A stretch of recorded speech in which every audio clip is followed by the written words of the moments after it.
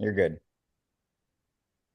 Well, welcome. Here we are tonight, PACA 2, and we're headed toward distance running tonight. And we've got a special guest who comes from not just the high school venue, but also the elite and Olympic level.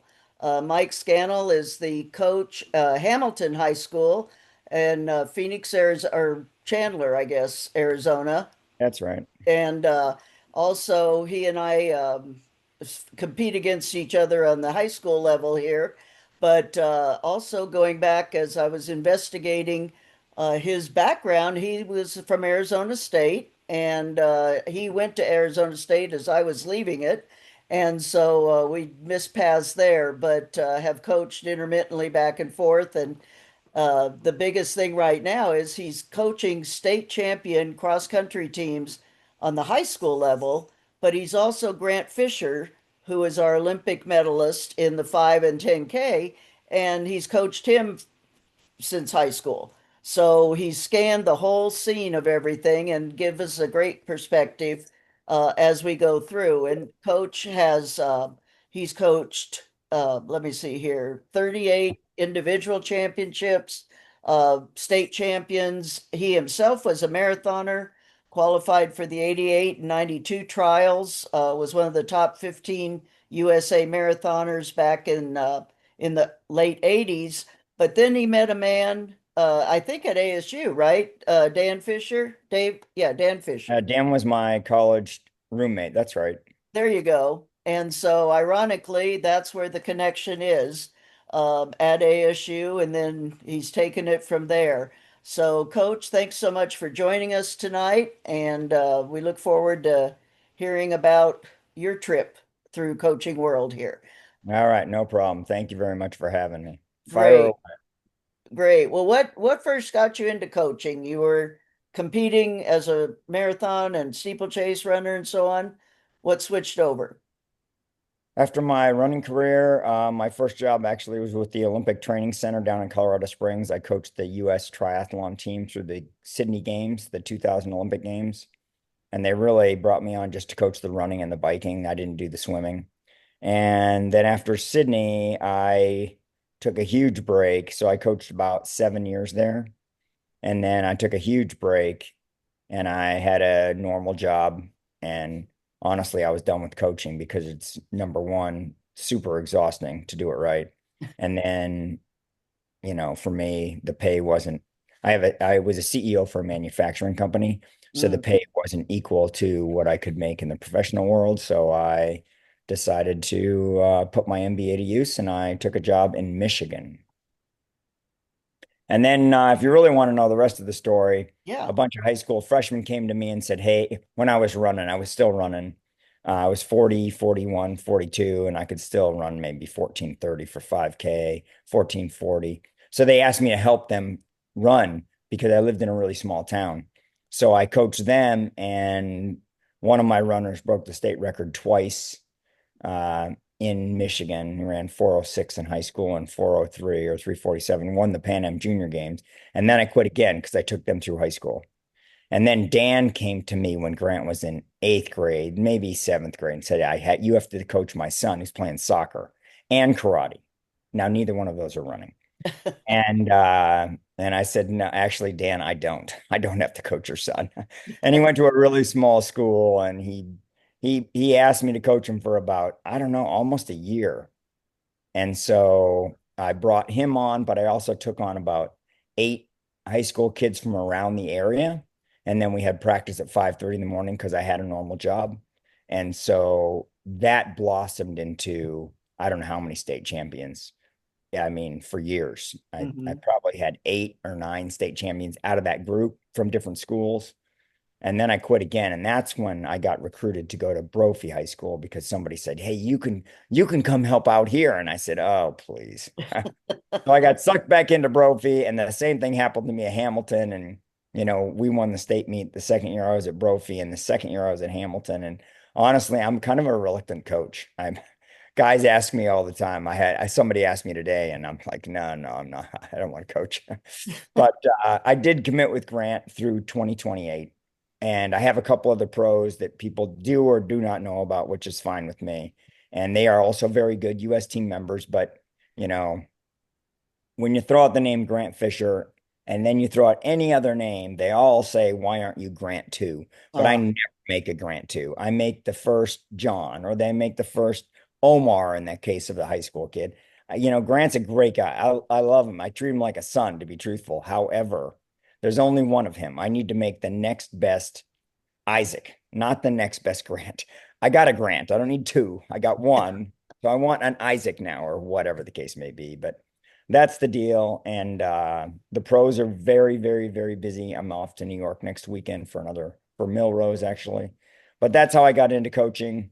And now I've stepped away from the CEO role. And honestly, I coach a lot. I coach a bunch of fast guys that people don't even know about. But that's how it works. mhm. And I don't mind coaching high school. I enjoy it.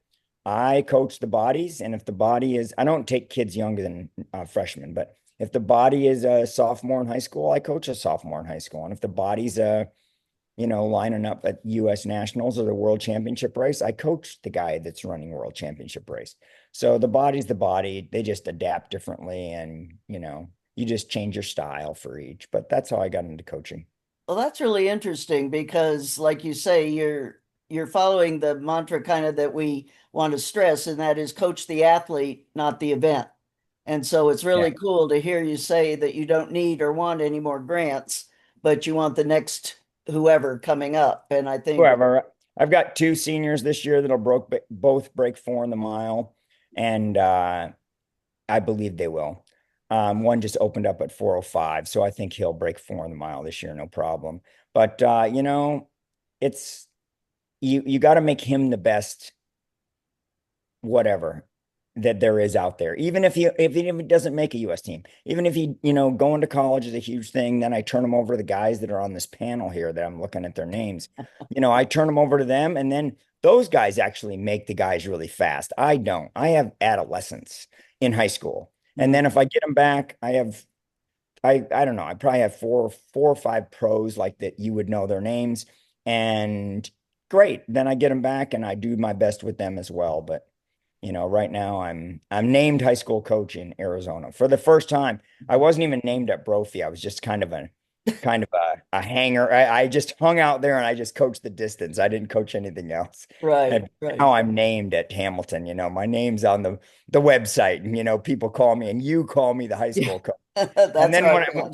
when I go to Milrose this weekend, they'll be calling me a high school coach. And when I go to the state championship in high school, they call me Grant Fisher's coach. So it's just super, super funny, right? And I just call myself a coach. It's just be a coach. That's great. That is great. Well, you've kind of taken a very irregular route to the coaching as far as, like you say, you coached for a while and then stepped away and then came back, stepped away. Do you have any coaching mentors as you've gone through the career? Um, well, my style, I developed over many, many years of failure myself.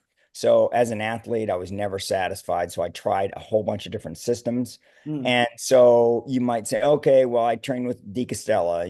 You guys all know who he is. So trained with Di Castella for a year and tried his system. He does the same thing week after week after week. 52 weeks, it's the exact same week. That's all he does. So I tried the Di Castella system. I tried the European system. Of course, I tried the American system by hammering yourself day in and day out and, killing yourself all the time. I tried that system. Um, so over time, I was very involved in scientific research and very involved in the science of it. So I've always coached after the age of about I don't know, 40, I moved that to my athletes. So even in high school, I have a lactate analyzer, I have a hemoglobin tester, I have a hematocrit tester, portable, and I have a ferritin tester, and they're all portable devices. And so, it's probably not in vogue to be testing blood as much as I do, but I'm a science guy and I want all those levels to be where I want them for training, right? So I test those levels. And and I know most of you guys can't do that because you're associated with the school or associated with something that would never let you take blood at practice. But my guys bleed all the time. I go through so many strips. Anyway, So now, So how would you describe your high school coaching philosophy to your pro coaching philosophy? Most of my most of my coaching at all, it doesn't matter what level. Most of my coaching has to do with basically the breath and the blood. And so if you're taking a freshman or a sophomore in high school that hasn't gone through puberty, doesn't have any testosterone in the system, basically all I do is, threshold stuff and lower. I will allow them to run VO2 max, which for me is about 85 or 87% of effort. So I'll let them run VO2 max. I do a ton of tempos and I do a lot of sub tempos. So for me, until you go through puberty, it makes no sense for me to kill a guy with quarters. I just don't do it. A lot of my guys graduate from high school.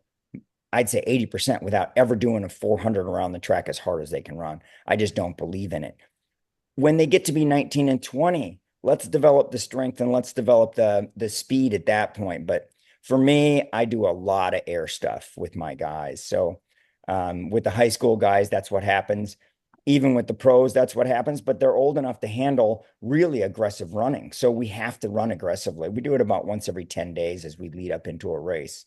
Mhm. So my pros just ran last weekend in Boston. I don't know if you saw results, but my pros ran there. And so in preparation for that, we did 10-day blocks with a speed segment on there. And we do hills too. So with, hills are speed development, but we do hills and speed, once each in a 10-day block that I do hills with my high school guys. I do not do aggressive speed work with my guys. Speed work to me is 1 minute 7 minute to 75 seconds of mile pace, current mile PR pace or current mile fitness pace, Mm. with a short rest, minute rest, or 90 seconds rest or whatever. I don't do that type of stuff with my high school kids unless they're, ready for it, which I've got, like I said, I've got two seniors that are doing something irregularly, not on a regular basis, not weekly, Mhm. but, they'll do it. I don't know. They might do it 3 or 4 times this season, I'd say. But to round it off, I train between, I don't know what your audience knows as far as the blood lactate goes and the energy systems go, but I train at about 8 out of 10 effort wise, 8 out of 10 and lower. 5 out of 10, 6 out of 10, 8 out of 10. I never go last one, fast one. I never go to failure. I don't like to coach. I don't like the brain to end a session on failure. And if you go last one, fast one, I guarantee they don't run and don't finish the interval, with the idea that they didn't go to failure. And I don't like coaching to failure. I want their brain to coach success. So if I give them something, I know they can do it. And we go through the workout and they walk away saying, this was the workout. And when I do coaching, I'll have 6 or 7 groups doing the exact same workout. If we do tempo miles, I'll have 7 groups. I got watches all the way up my arm because I don't want them to run a tempo or a pace that they cannot handle for the workout. And they don't need to quit. If I guessed right, or if my training is right, or unless they miss their sleep, high school kids miss everything. So, Right. but if I'm right, I want them to have a successful outcome. I roll those successes over and over and over again because a high school kid, you basically have to tell them about every 30 seconds you did a good job. They Yeah. forget right away, right? An hour later, they're on Instagram hearing that they're not a good runner and that somebody else did a different workout, and they've got to do that to succeed. I can't stand all that stuff. Yeah. So Yeah. anyway, I roll the successes on a regular basis and I train very low, easy on your case. Mhm. Slower with a higher quantity. So if you say, okay, a standard workout for me is 6 times 800 or 4 times 800, I will do 8 all the time, sometimes 10. And the tempo, the speed of that will be lower. So my guys on workout days, their volume is pretty high, but Mhm. their effort level in each interval is very mild, I would say.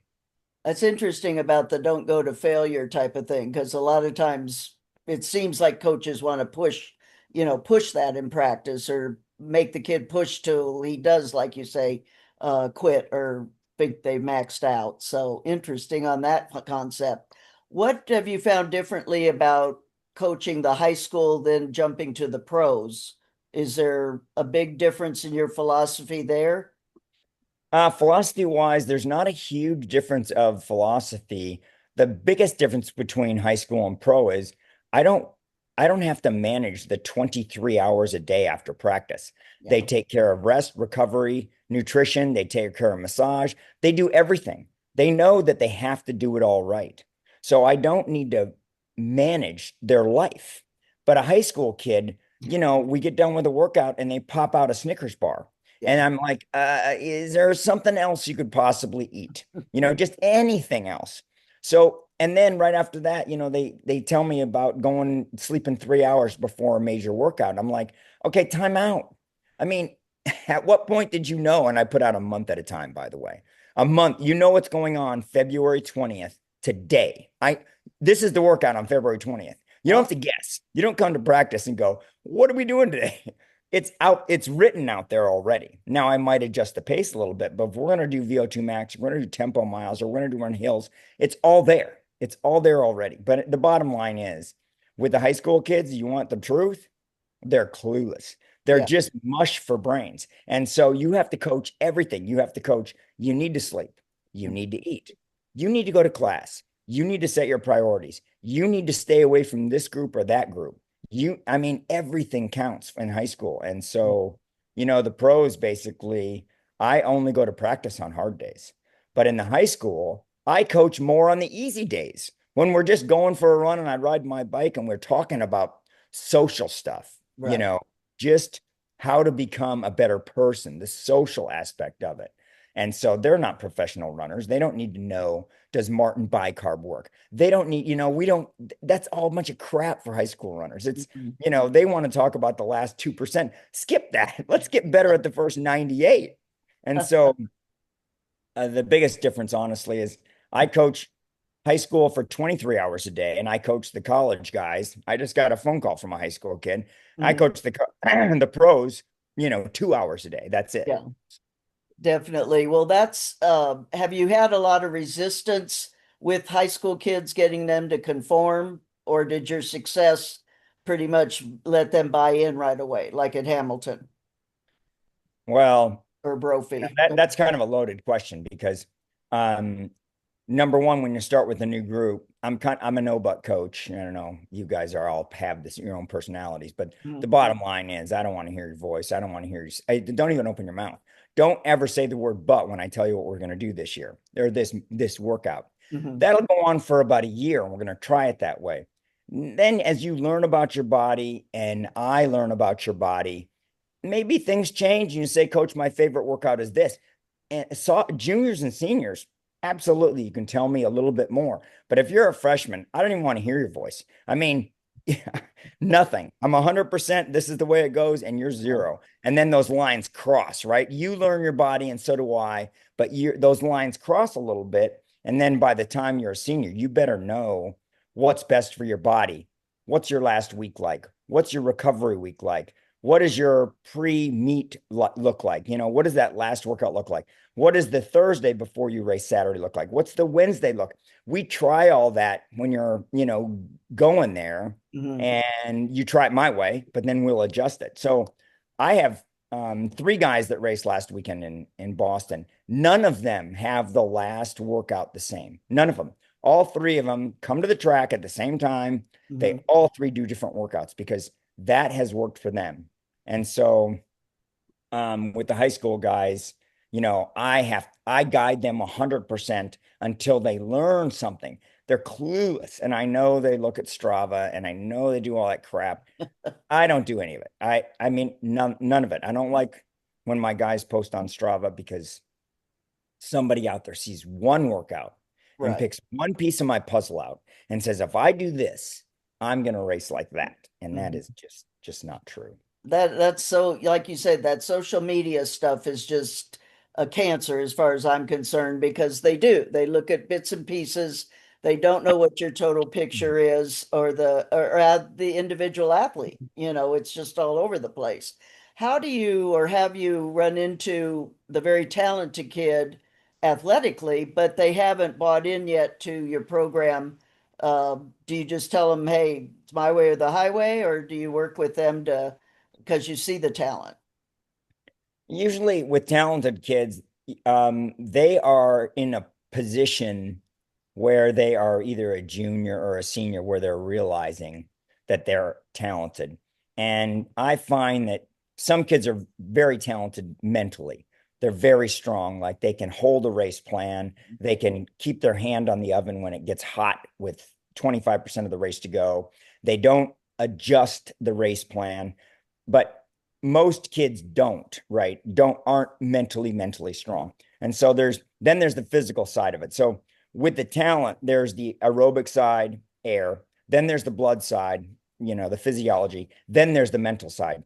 And you know, somebody uses talent and you right away throw out, oh, he can run a 47-second quarter in high school. That is the physical side only. But is he mentally talented enough to get through a mile? I don't know that.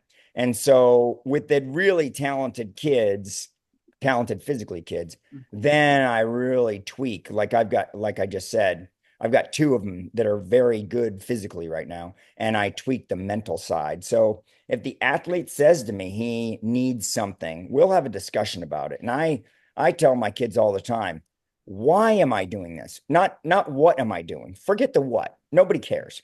What is this doing for your body? Why am I doing this workout? And if you can get the kids to buy into the benefits of why, you don't have to explain the what. They will tell you the what, Mm-hmm.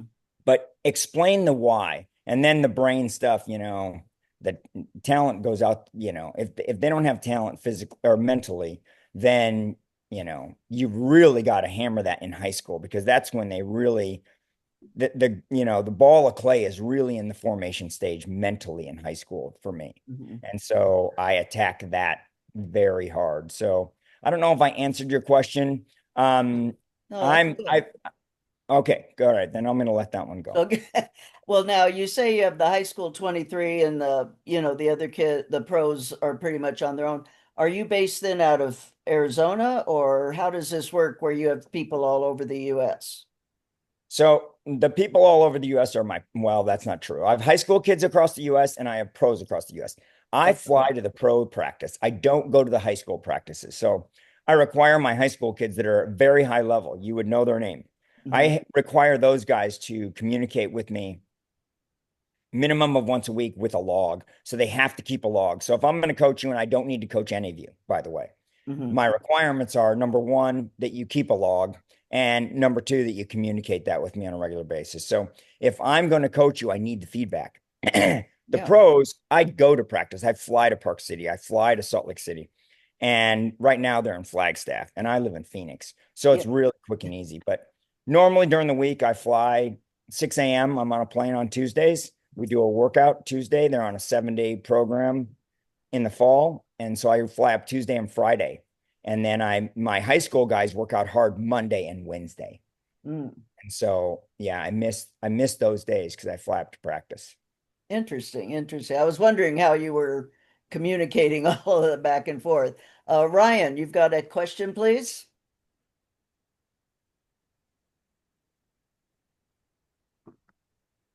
Let's see. Yeah, just unmute there wherever.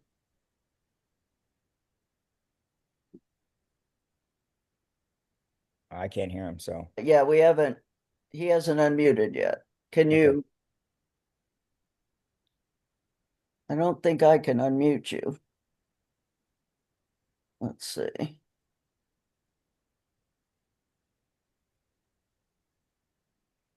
Well, as soon as you unmute, you come back Speak on up. then. Okay. Figure out where the little button is, definitely. Or maybe he could type it in the chat. Well, that's true. That's true. Yeah. Okay. So, what do you do to stay sane with this kind of a schedule? Because that's a pretty hectic schedule, I think. Yeah. To be truthful, my schedule is not to be copied. I don't, Hmm. it's it's not it's not tenable over the long haul. There's no doubt about it. Uh, Hmm. because I get home at about 1 in the morning on practice on two Utah days, and I have practice at 5 in the morning because it's so hot in Ooh, Arizona. yeah. So, those do 2 days a week, I just get zero sleep basically. But because Mm, if my flight's late, I really don't get any sleep. But I won't do it long term, honestly.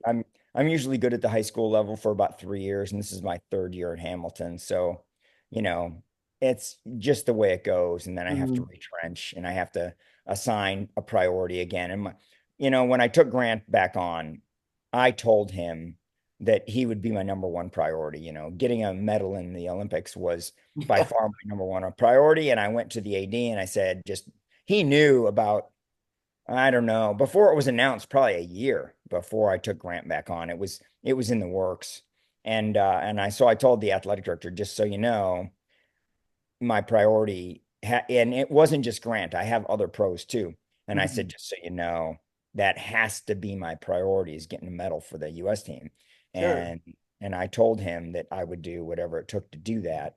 And that required a huge change of schedule. But Oh, yeah, definitely. Just mentally and physically. Ryan, you're unmuted. What's up? Yeah, sorry, Sue. I don't know what happened there No problem. earlier, but thank you so much for joining us. You talked a little bit about the athletes needing to know the why and not necessarily the what. So the way I'm interpreting that is that they need to understand the adaptations that you're trying to get after. And you talked a little bit about the breathing and also blood. And can you just kind of go through the main? And you also talked a little bit about the testing, blood testing devices you use. What are the main adaptations that you're looking for? I guess like if you were to rank, like, hey, I'm looking for these adaptations um, out of our training. This is what we're trying to get after, if that makes sense. sure, it makes total sense. So, um, I will answer that a couple different ways. Ingebrigtsen has made this very popular, but he does these tempos, right? So my version of tempo is a lactate of about 3.8 to 4.0. What happens at that level of the body, that energy system that gets activated? So as you run faster over time, your body demand for energy is higher over time, which means your heart rate goes up, your demand for oxygen and your demand for glycogen goes up. There's a little cycle that happens in the mitochondria at around 3.8 to 4.0 where your body is producing lactate and then your body's eating that same amount of lactate. The same amount it produces, it eats it, right? So your acidity level doesn't raise in the blood. So if you go faster than that, say 5, 6, 7, well, I let my girls run to 5.0, just so you know. But so you get faster than that. Let's say you're at 8.0 millimoles of lactate per liter of blood. You're accumulating acidity and your acidity level is going up in your body. Over time, that acidity level stops you from running, right? So I want to eat the lactate. I want it to recycle in that. So the lactate gets changed to pyruvate. Pyruvate gets put back into the mitochondria and it eats it right away. And so I want to perfect that little tiny system.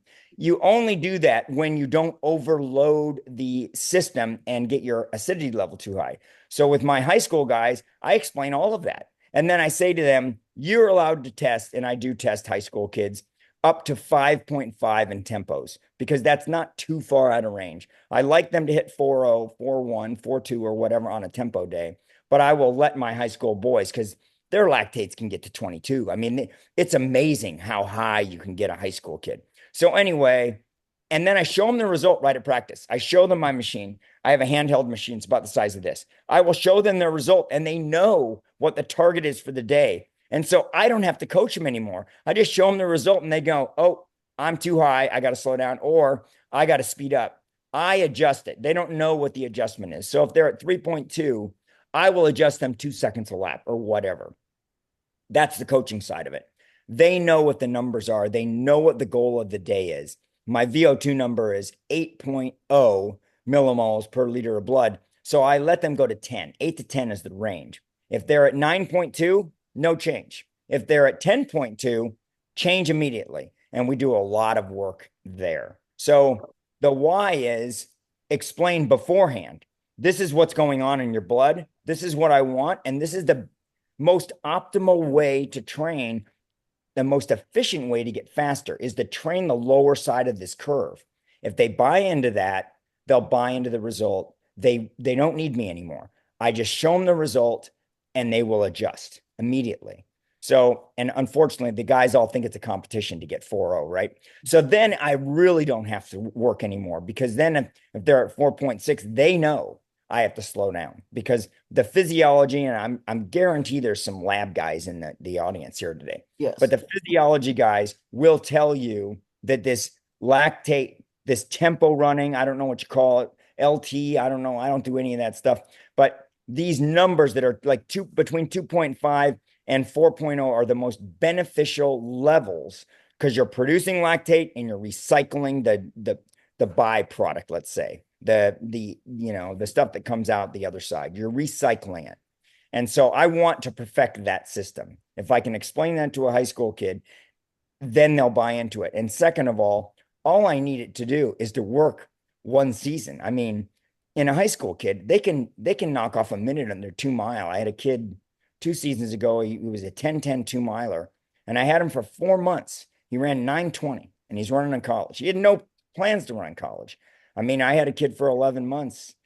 He went from 17:35. Now, this kid only did tempo running, by the way. This is not normal training. 17:35, and he ran 15:45 11 months later. So but he was a senior. But anyway, it doesn't matter. Sell them on the premise of your training and the why, and then they will immediately buy into the what. What are you doing today? And they'll know this is my job. And I just ask them to do their job. I don't ask them to do more. I don't ask them to run a 4 flat mile if I don't think they can. I don't do that. I don't say run as hard as you can. I never do that. I tell them to run as relaxed as you can. I do that all the time. I talked earlier to one of the audience members, and I said, I'm a big ground contact time guy. So I'm very big on how long does your foot stay on the ground? It's a huge waste of energy. Number one waste of energy is how long is that foot on the ground? Get your foot off the ground. And so, we're getting into other things now, but the bottom line is, I explained that when my guys go to college, honestly, they're really good college coaches. They are really good physical coaches. They just are. They know a lot about their systems. They know a lot about their bodies, and I don't mind that at all. Any other So what questions? Or keep going. Yeah. so what I'm hearing is that you're mostly focused on the aerobic glycolytic system, and trying to get that like 3.5 to 4.0 nanomoles per liter, and trying to really like, how long is not to get too deep into it, but you're talking about measuring this throughout a workout, and so you're doing, I don't know how frequently would you test that during a workout, and like uh what kind of intervals would you be running while you're in the middle of testing that? Sorry, I'm not a distance guy, but I'm So, really interested in the science. so the answer to that is you're right. That is what I'm looking for, 3.5 to 4.0, a lot. And now if you think about who I'm coaching and who we're discussing right now, it's high school runners. Their lungs can be developed great. I mean, you can develop lungs, no problem. It takes, I don't know, minimum of 7 years to really develop lungs. So let's get after it right now. Get them out of the weight room if they're freshmen and they weigh 93 pounds. Get them out of the weight room and get them to run and exercise something that will get a result. Their lungs will improve. And so I really hammer that with the high school guys, young guys. So how often do I test them? The high school guys, maybe once every 3 weeks, just because they're in high school.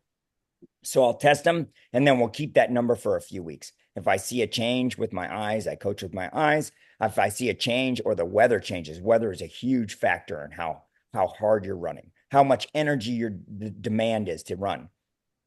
I train in Arizona. The heat is by far the biggest killer. So if there's a change in something, the kids only go by their watch. It can be 110, and we work out when it's 110, and they want to run the same pace as if it's 40. They're just clueless. So you can't do that. So I adjust that based on the weather, and I will test them maybe once every 3 weeks. And I only do that because they're in high school. My pros will run twice a day. So if I go to a pro practice, we have a practice in the morning, we have practice at night. absolute minimum, I will test them 3 times. Like if we run 3 times 2 mile, that's a standard workout. 3 times 2 mile, I test every single 2 mile because something might be off. Or I'll look and I'll say, ah, you're good. If we do 10 times 2 minutes or 10 times 3 minutes or whatever, then I'll test them 3 times, the third, the sixth, the seventh, just or the third, the eighth. It doesn't matter. If it looks good and they're cruising still, I don't need to test them every interval, but I do test my pros minimum 6 times a day. I do test my high school maximum 1 time a month. I mean, it just doesn't happen. And if I get a bad test, so you get a bad test, a bad read, and I know, okay, that kid's jogging, he should test it about 4.40, and it reads 2.2, or it reads, there's too much sweat in it or something like that, and I get a bad read and error, I'll test him again. But other than that, I don't test my high school kids very often. It's a little bit dicey. Yeah. I don't know what level you coach, but you know, I'd be careful with that. I have other formulas if you really want me to get into it, but there's other ways to get the same way, get the same result besides I taking work some. with I work primarily with guys in the military, and so it's convincing them to run slow is That's right. honestly the Yeah. challenge. Yeah. Well, get a lactate analyzer and you won't have to convince them anymore. You have to convince them of the system, but then they will take over the responsibilities for running in the system. So, did I answer that? Did I answer that? I think so. Ab- Okay. Absolutely, thank you. Mike, can you pull your camera down just a little bit? We're losing your face here as we go. Am Uh, I better now? Much better, much better. Yeah, There we go. I'm a Uh, coach, not a tech guy. Okay. Jim, you've got a question. Yes, ma'am. Coach, thank you for your time. How do you coach contact time? Mainly by rhythm and cadence. So the easiest way to do it is by putting the athlete on a treadmill where you can count their rhythm right away. And so I use treadmills often, very often. My pros run on a treadmill minimum of 2 or 3 times a week.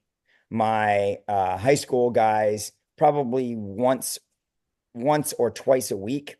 And you can count your rhythm. So in high school, a high school freshman, they're very lopey. All the freshmen are very lopey. So I don't do too much about that right away. But by the time they get stronger, certainly by junior year, their rhythm needs to be somewhere in the north of 174 to 180 when they're running at VO2 max pace or faster.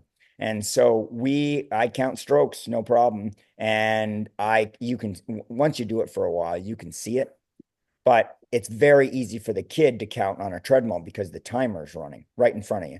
And so the kid can count that as well. And it's a very unusual, it doesn't feel right to the kids. But if you think about it in depth and you're breathing on cadence, let's say you're breathing 2 in, 2 out or whatever, you breathe on cadence, you breathe on foot strikes. You do that, you breathe on foot strikes. So if you do that, let's say, and you're running at about 168, you're breathing at about 42 times a minute. If you're running at about 180, I'm talking about cadence. How many times your feet hit the ground?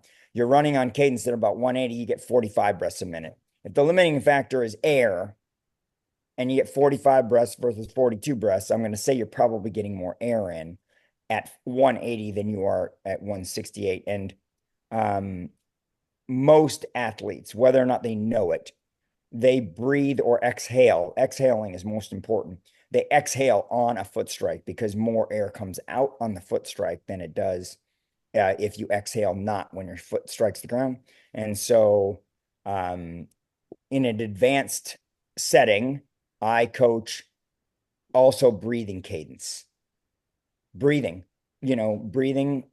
as you're running as well. Hmm. And so that's how I do it, mainly by counting, with the target being 180 at race pace, maybe 174, 170, yeah, about some 174 at tempo pace. Depends on the athlete. The younger the athlete, honestly, the kids that aren't very strong at all, they get really long and lopey. That Mhm. is not good. There's too much up and down. And if there's too much up and down, when you go up, you're floating. But when you go down, you're on the ground too long. And then you push off again. So you want to run across the ground and not up and down. Mhm. So how do you teach the breathing? Counting, same thing. Yeah, Uh-huh. it's easiest to teach the breathing on a treadmill as well, but that takes a year. Just that transition to thinking about what's going on in your body takes about a year for a high school athlete, I would say, just to teach them to breathe properly. Hmm. And so I don't hammer it with every high school kid. There's no doubt about it.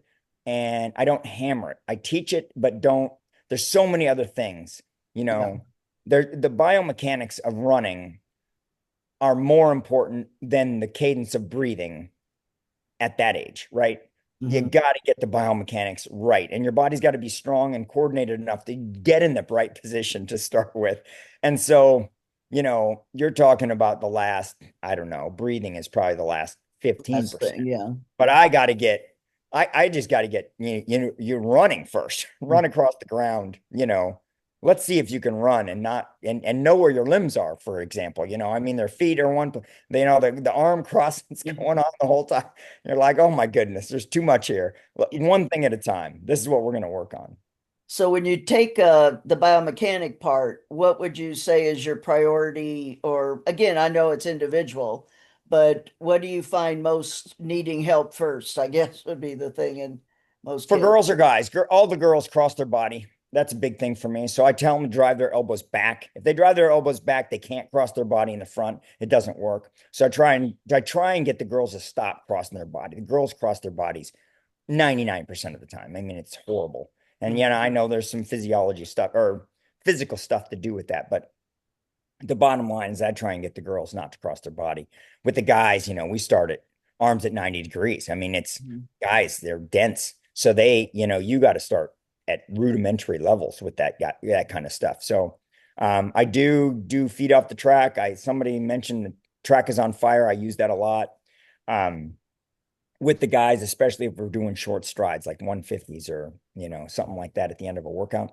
And so form is very important, slight forward lean, arms at 90 degrees and get your feet off the track. I would say those are probably the first three things I teach. And then I don't stop teaching those. I come to a workout, you can see it on video when I do these workouts. These, I don't know, these guys, they're pros, and I'm still telling them what to think. I want to think, I want you to run. That's my deal. I'll do the thinking, you do the running. That's how it goes. And then eventually you're going to do both. But for Mhm. right now, I'll do the thinking, you do the running. I was going to ask you if the pros, it's a different priority or you have to keep on them still. Well, it depends. So it depends on what they're strong on and what they're weak Sure. on, right? So in general, you can either emphasize the strength or you can develop the weakness. And for like one of my pros right now, it's very weak with the upper end of aerobic capacity. So I'm trying to boost his VO2 max. Like that's my number one priority with this specific guy. He can close, but he can't get to the race. So if you can close the last 20, 30 seconds, the last 60 seconds, nobody cares if the guys are already eating at the bar, right? After they're done racing and they're eating. I don't care how fast you're going to run the last 60 seconds. But from him, he's not getting to the race. And for me, that term exactly is the first 75 or the first 80% in a pro race. It's usually the first 75% of getting to that race. And you've got to get to that position, that start line. I'll call that the start line. You've got to be there in a very relaxed position. I mean, you've got to keep the arms and the shoulders relaxed, and you've got to get there with as little as energy as possible so you can close. Mhm. That's what everybody said. Oh, Grant can kick now in the Olympics. I don't know if you noticed that, but Mhm. when he came back to me, everybody said, well, he can't kick, he can never win. And so for me, we did change a lot of his training. It wasn't public because he was with Jerry, and I don't want Jerry's a very good coach. So I'm Right. not going to say anything bad about Jerry. He's a very good coach, very good results. But for Grant to actually kick, I hate that word, but for Grant to speed up at the end of the race, he had to be less tired when he wanted to go there. And so all of a sudden now people are saying, well, Grant Fisher can kick. He beat Cole Hawker in the last 100 meters of a race last year, and he closed very well in the 5K in Paris. But really, it wasn't because he got faster. He's not faster. Grant is not the fastest guy I coach. However, he's less tired. And so that's back to the conversation I just had. I think it was Ryan or somebody that asked that question. I worked on the lower half, really hammered the lower half of Grant's stuff instead of the upper half, which most people would say, oh, he's really fast at the end of the race. He must be doing 24 quarters now. No, he's never done 24 quarters. Never. He's never done that workout with me in his life. Not even. VJ, you've got a question for Coach.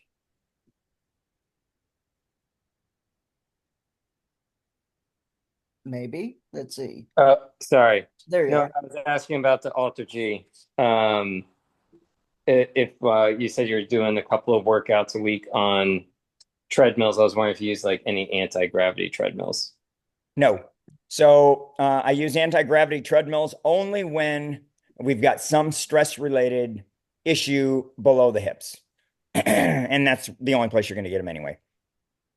So it's a very good tool. Yes, I have access to one 24 hours a day, 7 days a week. We only use those if we have trouble. I like striking the ground. It's very difficult on the body. It's very hard on the body.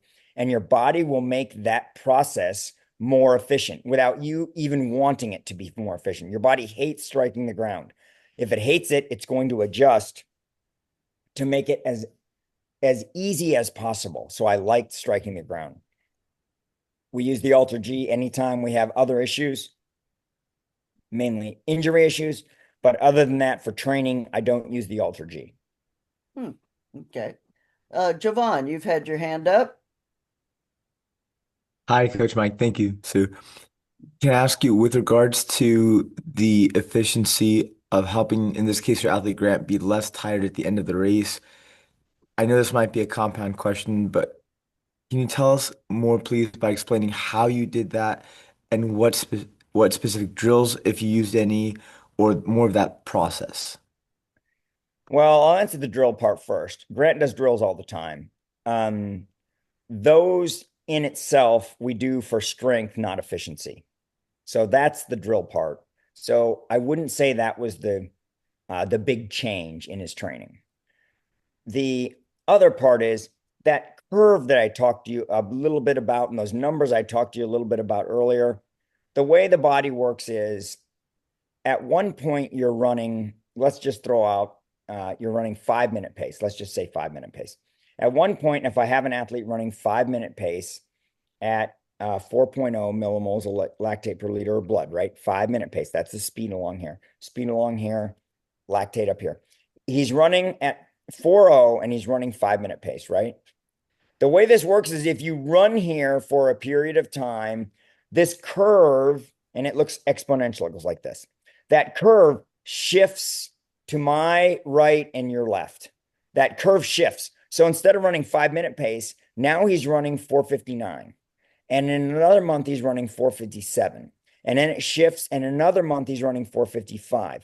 And so as you work on the lower end of that curve, it's the best place to shift the curve to the right. And now Grant is running somewhere around 4:30, about 4:30 pace. Grant runs at about 4:30 pace at 4.0 right now. He didn't do that in high school. He ran that, well, when I first got him, 5:40 pace or something like that. But when he graduated high school, that had shifted from 5:40 in 4 years down to 5-minute pace. So he was running 5-minute pace at a very cruisy pace. That has now shifted in 8 years, another 30 seconds. So that's the goal of that.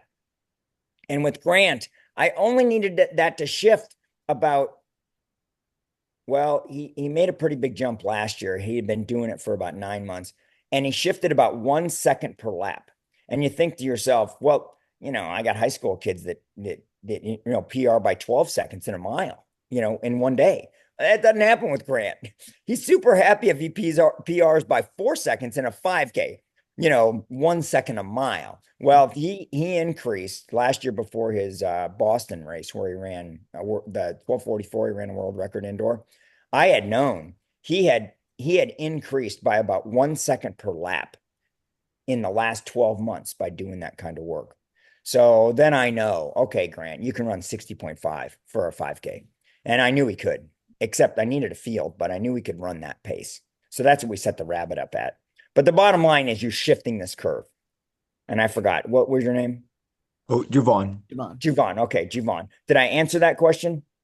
I think so, yeah. It was just so to summarize what you said, Coach Mike, it was using lab results from blood work or breath and then adjusting things gradually over time with the workouts. Yeah, but his body is the thing that adjusted, not the machine. So I kept running him at 4.0 and 4.0 and 4.0, and his body changed how fast he could run at that same energy level. And it Okay. happens over time very slowly. I just told you, Mm. 1 second a lap in a year. In a year, that's a long time. So it doesn't happen very fast. In high school, it happens, you can go 10 seconds in a year, not Mm. not as a pro. So And then can you tell me, since I coach high school and we probably can't take blood, can you tell me more about those formulas that you hinted at sure. earlier? All right, get your pen out. So you take a high school athlete, and the two levels that I coach most often, you take their current 5K time, not the dream, not the hope, not the prayer. You take your current 5K time. So if you're going to take a 5K on grass, it better be a 5K, not short. And you take the current time, get the number of seconds per minute. Let's say the kid runs 15:30, 5-minute pace. All right. That's 300 seconds. 300 seconds per mile, right? 60 times 5. Got that?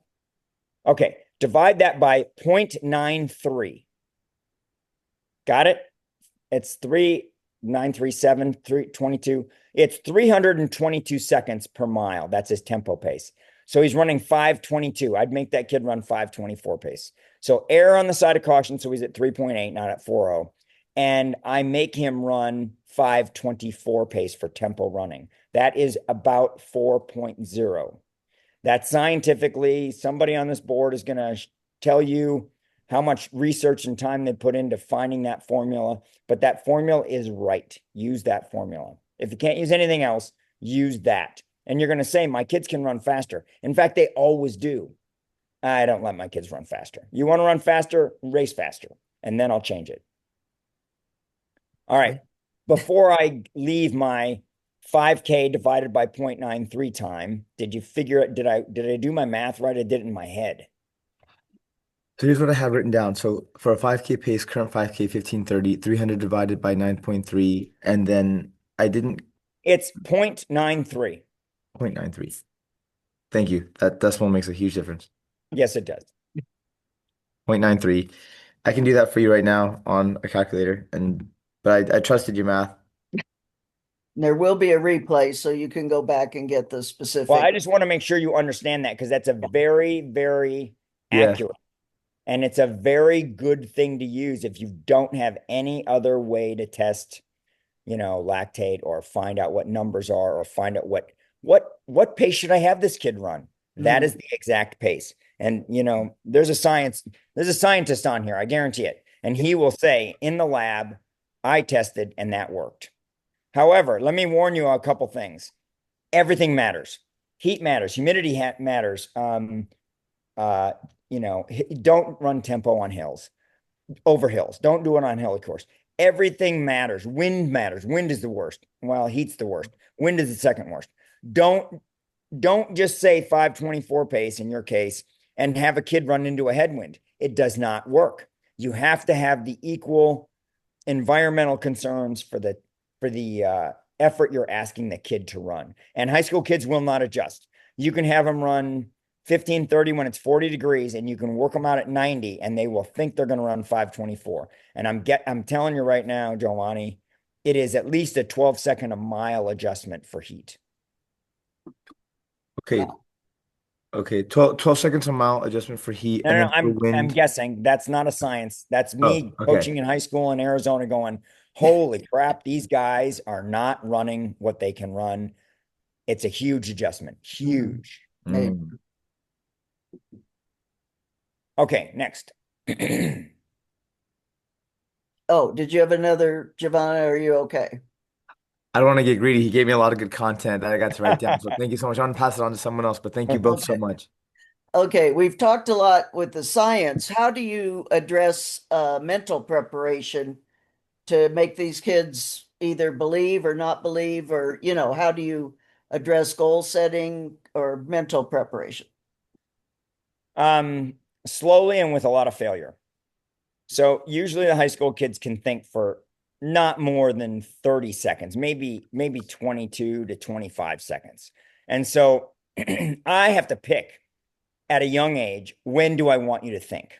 And it's usually at the end. I try and coach the last section of a race first.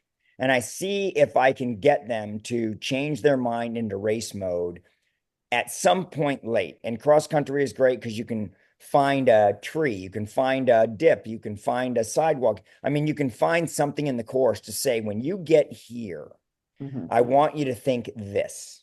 And then I try that. And then if the kids are running too hard before that, honestly, it goes south all the time. So then you have to adjust and you have to try something else. And maybe a lot of times, I just told you I start with the end, and I always start with the end. And I try and get them to think at the end of a race first. If you're trying to get them to think for a 150, 22 seconds, you try to get them to think for that last section, great. If it goes well, maybe you can go 45 seconds. You can go, 60 seconds for a girl, 300, maybe. With my seniors, I almost always get, juniors too, by the way, I almost can get a minute out of them. I can get them to change their focus on a 1200 in a mile, right? So then they get to the 1200, they can some of them can turn their brains on and they can get to the mile. If I'm successful in doing that, and it takes a while to do that, then the next thing is I get them to think and honestly not think the first section of a race. So if you want to do cross country and say it's a mile, a mile, a mile, a mile, 5K for high school kids, then I would tell you I would work on the last 600 or the last 800 first, and I'd get that done. And if I successfully did that, the next thing I would do is the beginning of the race. Tell them to go out in a position. I do a lot of positions. I don't do time. I do positions. So I want you in third to fourth. This weekend I had two pros running 2K. One of them I wanted in second or third. He wound up in second. That was a disaster, but because he lost the race. But the bottom line is, they all lined up right away because the rabbit went out too fast. But I wanted the other guy in fourth or fifth. I didn't want him near the front. I didn't want him impacting the front. I wanted him to relax in fourth or fifth. And that was 4 minutes in. I mean, I wanted 4 minutes of him in that position before he did anything, get in that position. So I coached the first half of it, get out in a certain position and relax and really turn your brain off. And you can see if a kid's thinking too much. But the bottom line is turn your brain off and then turn your brain on. The longer I can get a kid to think, and I would say a high school kid, a really good high school kid. Actually, I've had high school kids think for, 8 minutes, 8, 10 minutes. That's a lot, actually. You get a kid to think for 10 minutes, you got a kid that's super mentally talented. Mhm. Very, very rare. For me, I'm super happy if I can get a kid to think for well, but the two current guys that I have that will break four in the mile, both of them are now in a position that can think for about 90 seconds. Well, one of them can think longer than that. So he just ran a mile and closed in two flat, but he had to lead the whole way. So I know he had to turn his brain on. He had to force the pace for 2 minutes, and he did it. The other one, he's not as mentally strong. So with him, I did a bookend race. We went out aggressive. We went 1,000, 232, and then a 40-second 200 to give his brain a break, and then a 58-second quarter. And that's what he ran just, I don't know, a week ago. But anyway, it just depends on the athlete. But you do it like any other training. You give them this much, and you don't change it until they succeed. And then you give them that much. And you don't change that until they succeed. And then you give them this much. And as long as the confidence comes along with the mental execution, man, high school kids are great because when they get it, it's, the sky's the limit. They just go crazy. It's the reason that all of us coach or have coached at a young level because it's so exciting to watch them. They change every day, right? The pros don't. The high school kids change every day. So that's what I do. A little bit at first and see if they can succeed at it. And then extend it, extend it, extend it. And, if you are going to go with last one, fast one, you can watch the kids how long they go before they say, I can't do this anymore. And so if you're going to do last one, fast one, and the kid can get through 40 seconds or 43 seconds or whatever, then don't make them run quarters. Make them run 300s. And then if they can go 50 seconds, make them run 350. It doesn't matter, honestly, if you're trying to get that out of them. A lot of what you're doing is developing their brain at that point. Yeah, you're developing their body too, and their strength and their fortitude, and honestly, the upper end, the lactate tolerant side of things. Now you're training that, but really increments. And I train that just like anything else. If you're going to train hills, that's a facet of training. You're going to train the brain, that's a facet of training. And so I do that in incremental steps. What if the kid is plateauing? Like they made progress and then all of a sudden nothing. Well, a lot of times when they're plateauing, they're thinking too much. And so I try to let them escape from that and to get their brain away from that. And then I will tell them to think about something else. We'll go back to the cadence. We'll go back to the arm swing. We'll go back to the elbows back. I want their brain off something else besides just it's time to race. And so I'll give them escape. Like I just told you, I gave a kid a race plan. He actually did this. He won the race. But the bottom line is he ran 1,000 and I gave him a 200 off. And then I gave him a quarter. I mean, that was the race plan. And so stop the kid from thinking of the pressure and anxiety and expectation that you're laying on him with this target. Mm-hmm. Go to that target and then try that for a little while and then go back. But most of the time, especially in high school, the anxiety and the expectation that creates a ceiling. And those you've especially at that level, you cannot create a ceiling for those kids at all. They're all driven by the watch. Stop judging them based on the watch. Did you execute the race plan? Like this kid didn't run as fast as I expected him to, this kid that I'm keep referencing to. Mm-hmm. However, I didn't tell him anything about his finish time. I said, you're going to do this. You're going to run 232. You're going to run 1,000. Then you're going to take a time off and you're going to run I told him sub 60, he ran 58. And so I judged him on the 58 only. And I told him that in advance. The only thing I'm timing is the last quarter, right? And that's it. And so I didn't judge him on the overall time at all. And of course, they're high school, so they got to print it out and put it on Strava and all this other crap. But I judged him not on that race. I judged him, did he execute my plan? And he did. So take out that expectation and see if you can address something else for now, and then put the pieces back together later. Yeah, excellent, excellent. What do you do about these kids that are just tied to the watches? I mean, it just seems like Well, first of all, I have a hammer and I bring it to practice. And anyone with a Chorus or a Garmin or an Amazfit or whatever, and I just lay it on the track and I beat the crap out of it. No, I'm just kidding. They all have that. It drives me nuts. We get done with a 4-mile run, easy run, and they run 3 loops around my truck to get, they're 3.7 to 4.0. I just shake my head. Guys, it's the same. It's a recovery run so that we're ready for the next hard run. It's not, I just guessed at 4, just so you know. I didn't say 4.0. I could have said 4.03, but it's a recovery run. So, I just make fun of it. You can't, it's part of the game now. You can't get away from it. They all do it. I'm the happiest guy on the planet when their watch battery dies. But but honestly, it's part of the game now. So they don't wear them on the track ever when we're doing workouts. I make them wear a chronograph watch like this. This is as old as some guys on this on this current podcast. So anyway, we use those a lot, and I'm just not a big fan of those well, watches. the high school federation has outlawed a bunch of these watches. because they give the data, or it's like coaching during the race type of thing. So Yeah, well, unfortunately, if you're coached by your watch, you're probably losing. So I know yeah, there's a bunch of coaches out here that've coached way longer than I have that probably shake their head at those stupid things too. But if you are being coached by Garmin, you probably need a new coach. Just FYI. And maybe there's Garmin on this call. I don't know. But I'm the bottom line is if that's your coach, I'm all set. You're all good. Knock yourself out. You'll race against my guys that aren't coached by their watch, and I'm totally fine with it. So, that's a good one, definitely.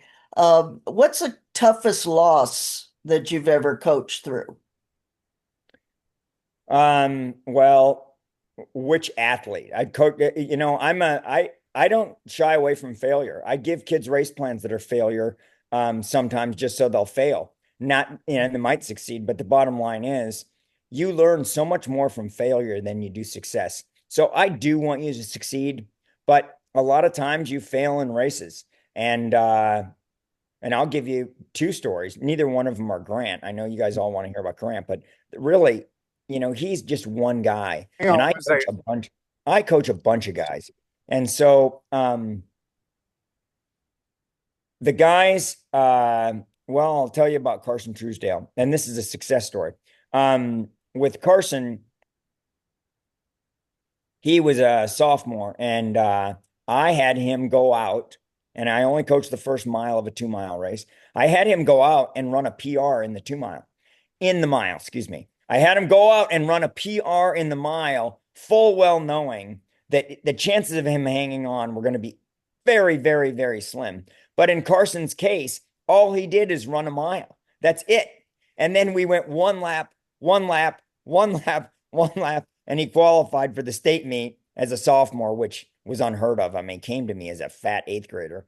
And so, that was a huge success story when I set him up, honestly, for failure. But if the kid doesn't ever fail, and I just told you a lot of times in practice, I do success.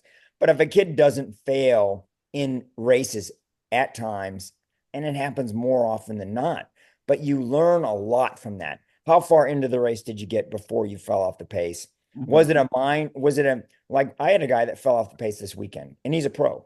So I want to know, is it a body or a mind thing? If it's a body thing, I'm going to fix it. If it's a mind thing, you got to fix it. I mean, he's a pro. He's not in high school anymore.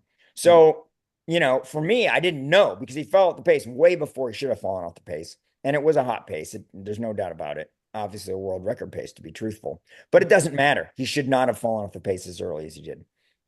So for me, especially with those guys you asked about earlier that they know everything. They're so intelligent. I will let them set their own race plan. And if they set a race plan up that I know, that ain't going to work. I mean, if I had a kid that said he wants to run 4:12, and I know based on workouts, that kid's going to run 4:20. Well, if you go out in 63 or 62, most likely, if you're going to try and run 4:12, and then you come back in 2:05 or 2:06, it's going to be a long 800, right? And I don't care at all. You need to learn the problem with going out with unrealistic expectations. And then it's my job to temper those back to something realistic. Let's run 4:18 before we run 4:12. Let's run 4:16. And this is how you're going to do it. You're going to go out, 63 or 64, 66, 66, 63. Then we're going to run 4:18. It's going to be a different story. So I don't shy away from failure. If you don't get up after failure, you're never going to succeed. And you learn a lot more from failure. So that does happen in races. Definitely, definitely. And then is there a certain strategy that you have in dealing personally with disappointment on how you Sure. regroup? Yeah, absolutely. So I normally give, this is funny. I'm so glad you asked that, but my answer is going to be very funny. I have 3 steps. Number one, live through it because first of all, the world has come to an end. So when the world comes back, you got to live through it. Live through it. And then like this weekend, my guy fell off. He came up, he threw his spikes against the wall. I'm like, dude, I'm going to give you 8 minutes, or I think I gave him 12. I just set my timer too. I start a watch. I go, you got 12 minutes to get over that. Live through it. Number one, because it's over. That's history now. So live through it. Number two, then at 12 minutes, we regroup and then we debrief. I'm like, What happened?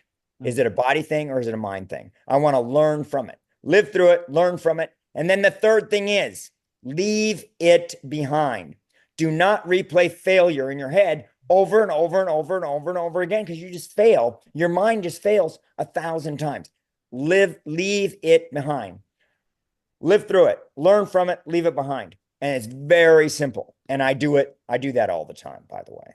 So, not to quite this level because, my first thing to this athlete was you can't let opportunity go like that. You have to be ready. And he tried something new and didn't tell me. Mm. You cannot let an opportunity, for a world record. He was in the 2K, a world record attempt, and we knew it was going to be fast when we set the rabbit up. Yeah. So I knew because I'm talking to the rabbit, so I know what's going to happen. So do you. You can't let that opportunity escape you without running your best. And we didn't. There's no doubt about it. And that opportunity's gone. Mhm. So he's racing again this weekend. But the bottom line is live through it, learn from it, leave it behind. That's my motto all the time on that. I hear you on that one, definitely. Definitely. Is there sometime a decision that in hindsight you wish you had done differently, or are you pretty confident with your challenges and your goals that you set for the kids each race? Um, I'm pretty confident on those actually. Are there decisions I made? I mean, you can look at, I coach to win. So if you see one of my athletes in a race, I had an athlete run the 3K this weekend and he did not win. And so, I actually take that personally. I want my guys to win. And the 3K, he was fit enough to be in the right race. And 90 seconds to go, he wasn't in the race. I mean, Cam Myers ran away from the field, and I'm like, what are you doing? And so, of course, for each, you can ask me about this every week, and I'll give you a different answer, by the way. Sure.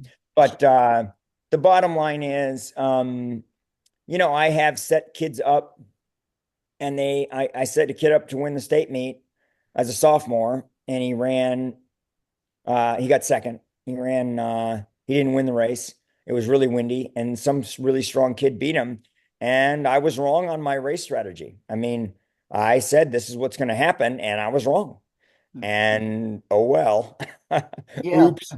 Bad. Oh, my bad. But the bottom line is, yeah, I have disappointment with every athlete. I Yeah. mean, and I've had tons of disappointment with myself. That's how I learned what system works best for what age of athlete.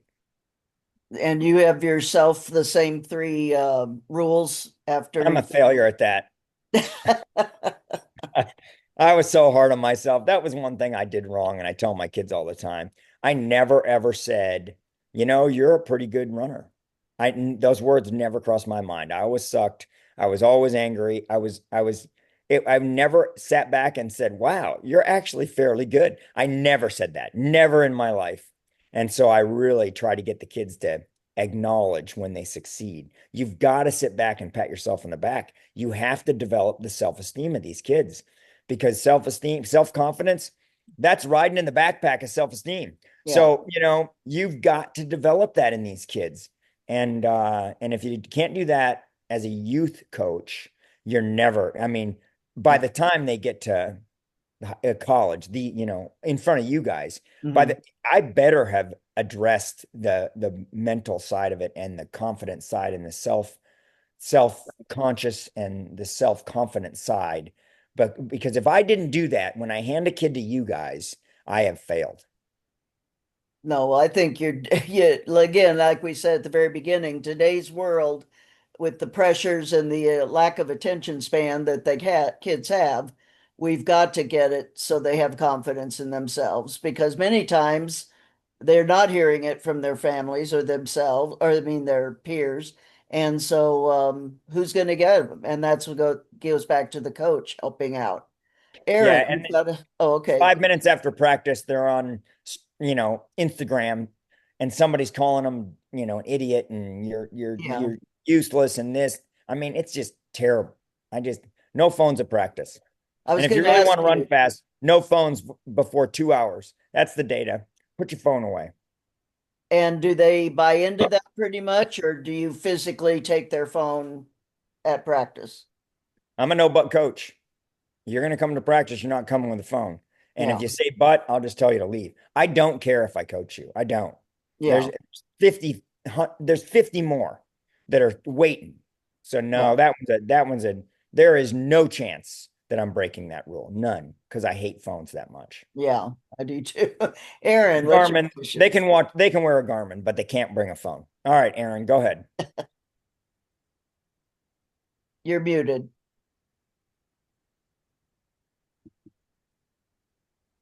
Can you unmute or I wish Zoom would let us unmute somehow. I just Bottom want, corner. oh, is that you? I just want Bob Larson to ask me a question just so I can tell everybody that Bob Larson asked me a question. Okay, Bob. Well, Aaron is figuring it out. Mike, it's unbelievable. Yeah, boy, am I impressed. You know I'm going to say this, right? Because I know all the guys you know. So I'm going to say you asked me a question. I am going to ask you a question, but I want to make a couple of quick observations first. Uh, I'm just tickled listening to you because there's so many things we learned by trial and error, and you put all this stuff together, plus added a better layer of science than what we had, and just and putting the mental aspects of this together, uh, just remarkable. I'm sitting here laughing the whole time, and I've talked to other coaches about this over the years. Is we take we have a high school coach develop an athlete. We take them away from that coach after they've lived together. This is the greatest athlete that coach ever had. Now you put them in a freshman dorm or something and separate, and we lose so many guys at that level. There isn't any way, probably, for most people to coach a kid high school on through. But you had the interruption a little bit with Jerry, which I agree is a great coach.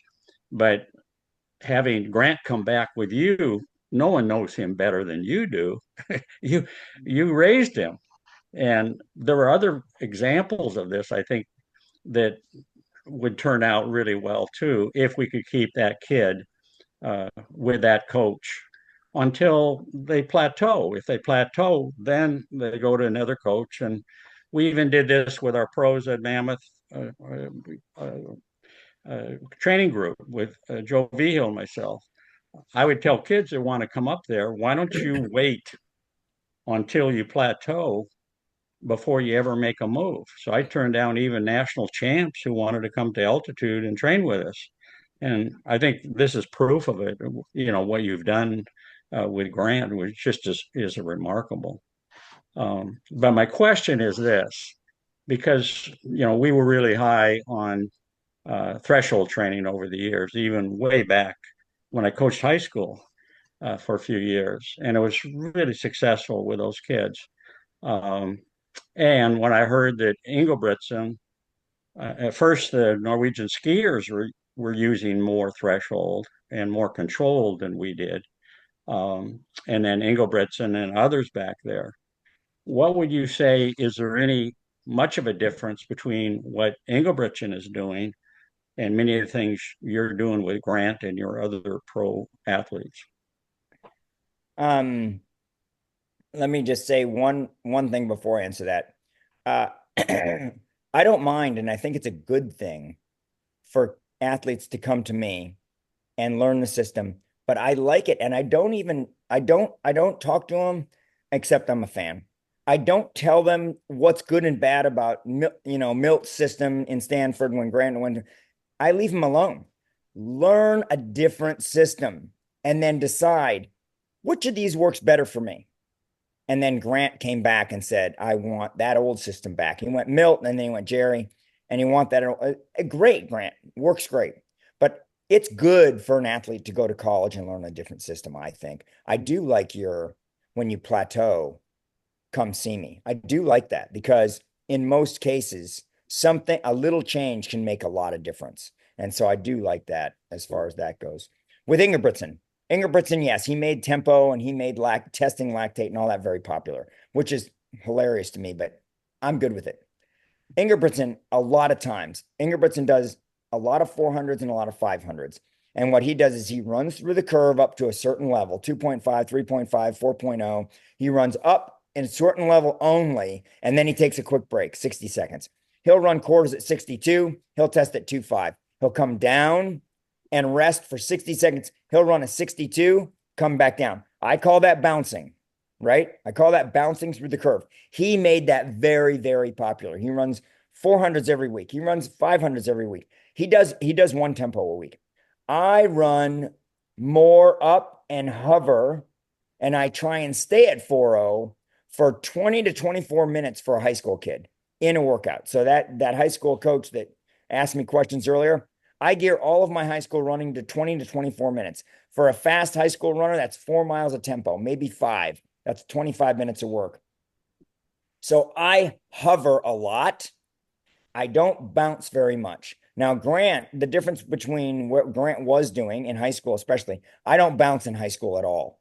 So I don't run these, 400s, even if I have to run them in 72, because that's about what a high school kid would run to get up to about 2.5, a good high school runner.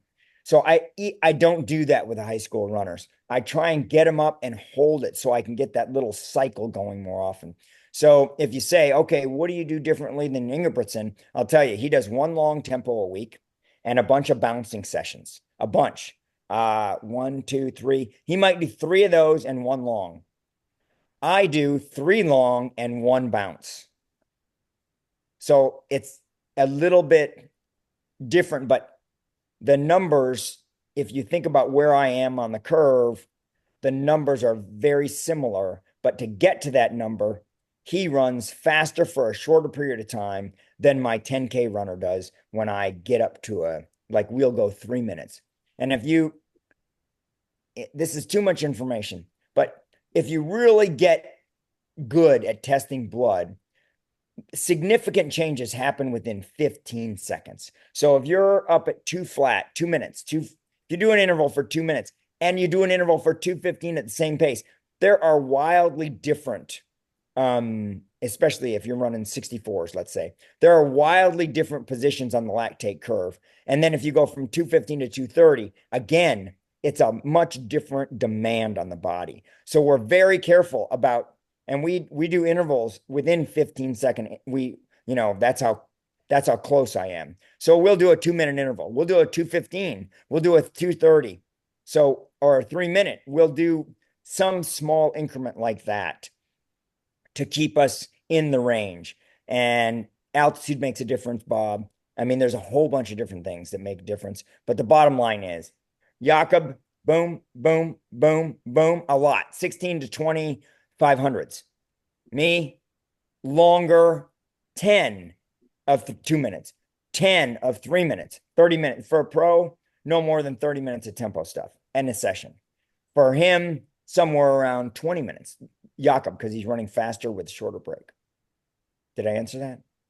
Yes, you did. We took lactate, we're up at altitude especially, uh, but not nearly as often as you do. But, it gave us an idea of, and usually the athletes would stay at what we felt was where they should be in that three to 4 range. It just happens naturally, even fairly young athletes. It once you describe to them what you want, it seems like they could find that. But I wish we would have done this more, finding out what, you see and staying in that even more. Because sometimes the guys end up racing, at the Yeah. end of a threshold and stuff like that. And I probably let them get away with that a little bit too much, especially, on college level. But Yeah. another question I had, we were doing some double threshold days way back in the 1970s. And, I these know. guys are It was a running really secret, wasn't fast. it? So I'm wondering, and I was in Oslo about 3 years ago. I wanted to meet with, not, I didn't go there just to meet with Engelbretson, but I was going to watch some workouts and talk to him. But he was on vacation and I didn't get to uh, uh, meet with him, but I was wondering if you guys do some double threshold also. Oh my gosh, Uh, all the time. So okay. yeah, before it was called double threshold, it was just called two workouts. And we do it all the time. And so Okay. just like you, it was just two workouts. And Right. I don't actually target the exact same levels all the time. Mhm. So we will target two different levels, but they were very like we might do a 4-0 session and a 2-5 session. We might do an 8-0 session and we might do a 2-5. We might do 4-0 and 3-5, but we target different levels always. We don't go 4-0, 4-0. I don't do that. And so you know, I still just call it two workouts to be truthful. But yes, it's now popular and in vogue to say we do double threshold. So if you want to call it that, I'm all good. But yes, back in the day, you know, we did it anyway, and we just didn't have we didn't have the Ingerbitzing terminology. We just had a workout. So anyway, Made your own. Double threshold sounds cooler. Yeah, it does sound cooler. And now everybody I'm wants to kidding. do it because Jakob does it. there you go. Well, let's see. Aaron, we had two questions here before we close. Aaron, did you get your mute? Oh, there we go. All right, sorry about that. Yeah, I fixed it. So, I'm dealing with kind of a interesting problem. I have a lot of very talented kids that just don't have any buy-in. Like I had a girl who was second in the county meet, and she chose club soccer over going to the state meet, which was wild. And we've had boys that are similar to that. I had a boy the other year who was one of the top in the county, and he should have won his section by far, and just faded. Um, my problem with buy-in is like I feel like I have it and then I don't, and it comes at the most inopportune times always, but it seems very inconsistent. Is there something that you do particularly for buy-in that helps with consistency or anything that you can think of? Nope. No. Well, first of all, I'm a reflective coach. So if you don't want to bring me motivation and if you don't want to get better, I can't make you better, honestly. So yes, do I encourage kids? Absolutely. Do I want them to be runners? Absolutely. I never stop a kid from playing a different sport ever. You want to play soccer, be the best soccer player there is. That's just the way it goes. You want to run, and in front of me, I will be a very good running coach for you. But I have noticed, well, girls and guys are different, by the way. So I don't want to address the girl thing right now. But I have noticed in the last, I'd say 4 or 5 years, and I have no idea if COVID was a part of this or kicking everybody out of school. I have no idea. But it used to be that I would have one or two guys that weren't ready to run through a wall for me. Now I have half of my guys that don't have buy-in. And I'm like, what are you doing? I mean, go play chess. Why are you coming out to run? I don't say that, of course. However, the buy-in thing is worse today, in my opinion, than it was 5 years ago, 8 years ago. And I don't know why that is. I don't have an answer for you. But I would tell you that all you need is one success story and have his friends try and jump on his cape. So I am somebody that raises the bar. I don't coach the lowest guy and say, let's get you up to the medium level. I take the top guy and I make him the fastest runner possible. And with that guy, he will drag the others up. And honestly, if your guys are friends, they're all going to get in line. So I would make sure the top guy is fast. Okay. Girls, completely different story. I don't want to address that, but the girl's psyche much different than the guy's psyche. And so coaching a girl is way different than coaching a guy. There's just no doubt about it. And especially in high school where they're juggling things and a lot of them change and or quit sport. There's no doubt about it. But the bottom line is girls are happy. Girls are fast when they're happy. Did you get that? Yeah. Guys are happy when they're fast. So the emotional side of having a girl run fast really is creating her self-esteem and her happiness, and she will run fast for you. And if you can develop them emotionally, honestly, I'm telling you, that girl won't leave you. She will be there because that development and that growth, she won't be able to explain it, but that growth will feel good to her and she won't want to leave that behind. And so I would work on the emotion and the happiness of girls, and I would work on the speed and the fitness and the result for the guys. Okay. Work on the result for girls. Work on their emotions and their happiness. The result will come. The guys, no, no, no, no. You've got to work on the physical stuff. You've got to work on the training and the result with the guys. But the girl, no. Got it. Kelvin, did you want to close this out? I don't know. Did you want me to quit now that I said that answer? No, no, no. We have one more question here. I won't get my emotional moment here. Thanks for being here, Coach, and good night, everyone. Coach, what do you do as far as weight training goes with your collegiate athletes and your pro athletes, especially when you're coming on to a major race? Well, obviously, coming into a major race is different than training on a regular basis. So let me address the training on a regular basis first. Everything I do with my high school guys is with their own body. We do plyometrics, we do jumping drills, we do physical stuff, we do coordination stuff, we do skipping stuff, we do all sorts of drills because everything has to do with them learning where their foot is. Because if you just say, where is your foot? Most of the guys don't know where their feet are. They're way down there someplace. They have no control of their arms, their limbs, nothing. They're so uncoordinated. So everything I do at the high school level is with the body. I do a lot of plyometrics, lunges, skips, single leg hops, lumberjacks. I do a lot with jumping with high school kids, and it increases over time because it's strength oriented from knee to hip, right? A lot of jumping stuff is knee to hip strength. And so with those guys, it increases from freshman to sophomore, especially junior and senior year. It's usually about the same junior and senior year because that's when guys get through puberty itself and they can recover easier. Problem with killing a freshman is they don't recover as fast. Anyway, so that's the high school guys. If I get a guy back, for example, I just got a pro about a year, 18 months ago. He's still doing plyometrics. So I'm doing plyometrics with him. The other guys transition to the weight room stuff.